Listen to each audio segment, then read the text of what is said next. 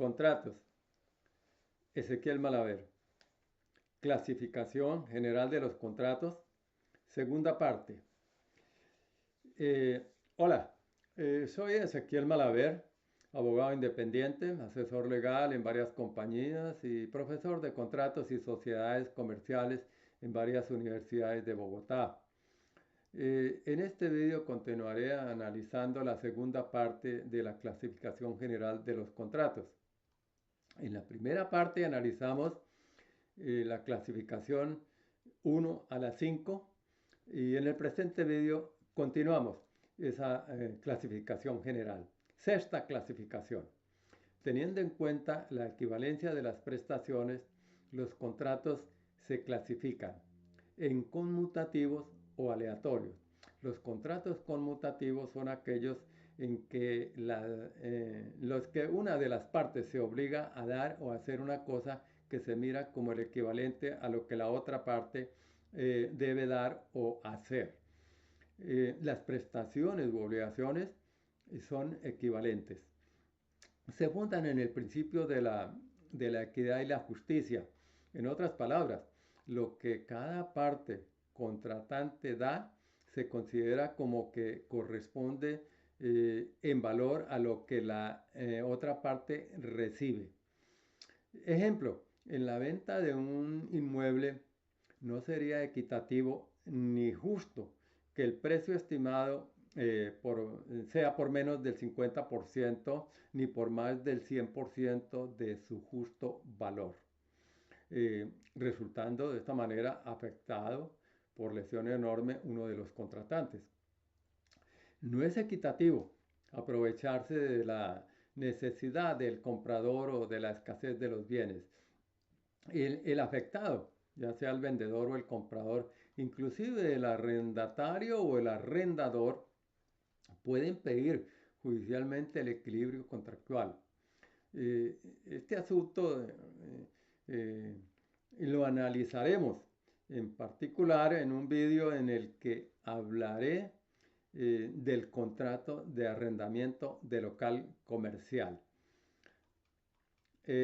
Contratos aleatorios. Un contrato es aleatorio cuando el equivalente de las prestaciones consiste en una contingencia incierta de ganancia o pérdida. Los contratantes en el momento del acuerdo de voluntad ignoran si van a obtener ventaja o contraprestación, dado que el resultado depende del alea o de la suerte. Ejemplo, el contrato de seguro. La contingencia es si hay o no siniestro de la cosa o del derecho asegurado. Así, si ocurre el siniestro o el daño, la aseguradora podría pagar más dinero del que recibió por la prima. Pero si no hay siniestro, el tomador no puede pedir la devolución de lo pagado. Igualmente en los contratos de cuentas en participación, uno de los copartícipes podría no recibir beneficio si el resultado es negativo. Otros ejemplos, también en los contratos de aparcería o pecuarios, o en los proyectos de construcción en la modalidad de cuentas en participación, son aleatorios. Inclusive los contratos de futuro en los que las partes acuerdan un precio a futuro sobre activos subyacentes sujetos a las contingencias del cambio de precios en el mercado para la fecha de vencimiento o cumplimiento de las obligaciones. Séptima clasificación. Conforme a la ejecución, los contratos podrán ser de ejecución instantánea o de tracto sucesivo. En los contratos de ejecución instantánea, las prestaciones son susceptibles de ejecutarse o realizarse en el acto mismo de perfeccionarse el contrato, es decir, en forma simultánea, dando y recibiendo, como cuando uno visita al supermercado y pasa por la caja con los productos. Las obligaciones de cada parte se ejecutan en un solo instante. Ejemplo, también la fianza y la permuta son de esta especie de contratos. El contrato de tracto sucesivo es aquel en que las obligaciones de las partes o de una de ellas consiste en prestaciones continuas o repetidas durante cierto periodo de tiempo. Ejemplo de esta especie de contrato son el suministro de materias primas o mercancías en los que el proveedor entregará semanalmente los productos durante un año, durante cierto periodo. El contrato de arrendamiento por días, meses o, o, o años eh, son contratos de tracto sucesivo. Eh, son contratos que se ejecutan de manera periódica, como ocurre con el contrato de trabajo. Nótese que la continuidad se refiere a las entregas o al uso.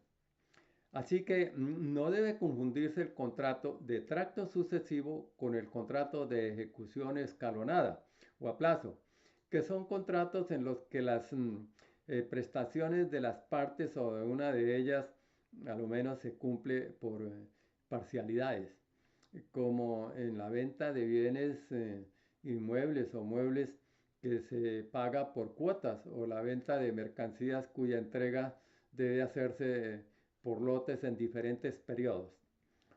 Octava clasificación. Según la denominación y la reglamentación legal, los contratos se clasifican en nominados, atípicos o innominados. Los contratos nominados son los que tienen un nombre y una reglamentación establecidos por la ley. Aparecen en los códigos civil y mercantil y algunas leyes especiales con un régimen legal propio. La compraventa, el arrendamiento, el mandato, la permuta, el mutuo, la sociedad, el depósito, la fianza, el seguro, hipoteca, el contrato de trabajo, son contratos nominados y para algunos típicos, tal y como están reglados en la legislación positiva colombiana. Ahora, contratos atípicos o innominados son contratos que han quedado por fuera de las previsiones del legislador y carecen por lo mismo de nombre y reglamentación legales codificadas. Su característica es la ausencia de reglamentación en los códigos.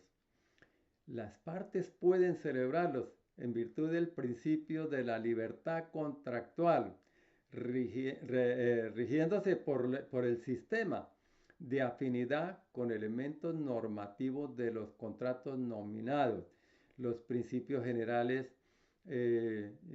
tanto de los contratos como de las obligaciones y del derecho. Ejemplo, el contrato de leasing, el contrato de factoring, joint venture, franquicia, el outsourcing, entre otros, tienen sus características de ser atípicos. Es decir, los códigos no los tipifican ni aparecen descritos, sino que surgen de la libertad contractual de las partes.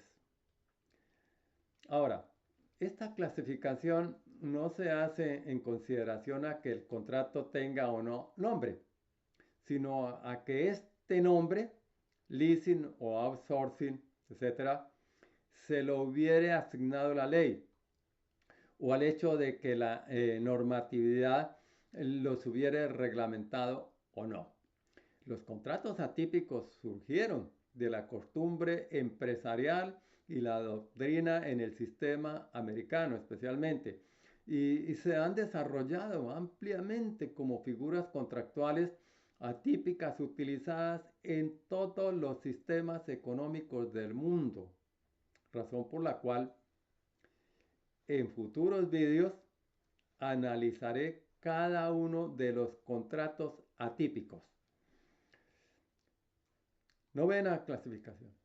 Según la dependencia o no, los contratos se clasifican en principales o accesorios. Los contratos principales no requieren para su existencia de otros contratos. Subsisten por sí solos, por sí mismos. Ejemplo, la compraventa, el mutuo, la sociedad, los acuerdos de joint venture, entre otros, son contratos principales. Los contratos accesorios son generalmente acuerdos de garantía cuyas obligaciones se encuentran en otro contrato, el principal, del cual depende su existencia.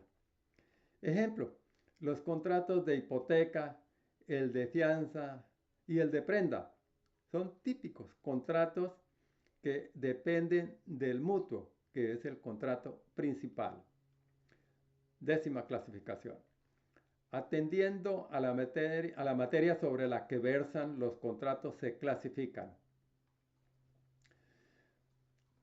Civiles. Son contratos que se celebran en forma esporádica. Se rigen por normas de derecho privado, particularmente por las normas especiales y por el Código Civil. Pueden ser gratuitos u onerosos. Mercantiles. Tienen como finalidad las operaciones empresariales y ostentan aristas de carácter económico y técnico por excelencia. Son onerosos. Se rigen por normas que regulan los actos de comercio, por el Código de Comercio y por las leyes especiales. Administrativos. Son los contratos celebrados entre entidades públicas o entre particulares y el Estado.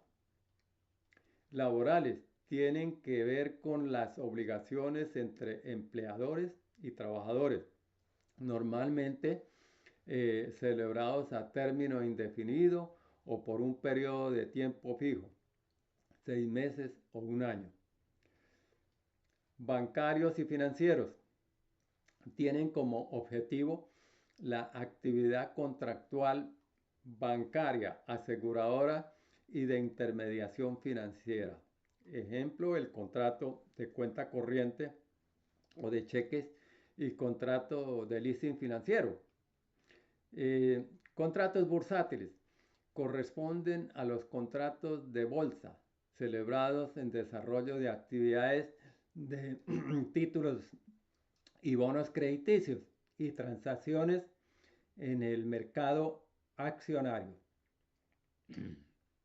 Los contratos informáticos, cuyo objeto es la transferencia y autorización del uso de licencias de programas, hardware, software y otros documentos informáticos cuya autenticación digital para su eficacia y su validez se realiza por medios electrónicos. Contratos electrónicos, similar o en cierta forma relacionados con lo anterior, tienen que ver con las operaciones de comercio, de prestaciones de servicios y consultoría a través de Internet u online. Los espero en otros vídeos en los que les hablaré sobre las condiciones generales de los contratos, su clasificación, características y el uso, especialmente en los contratos mercantiles atípicos. Gracias por vernos y hasta pronto.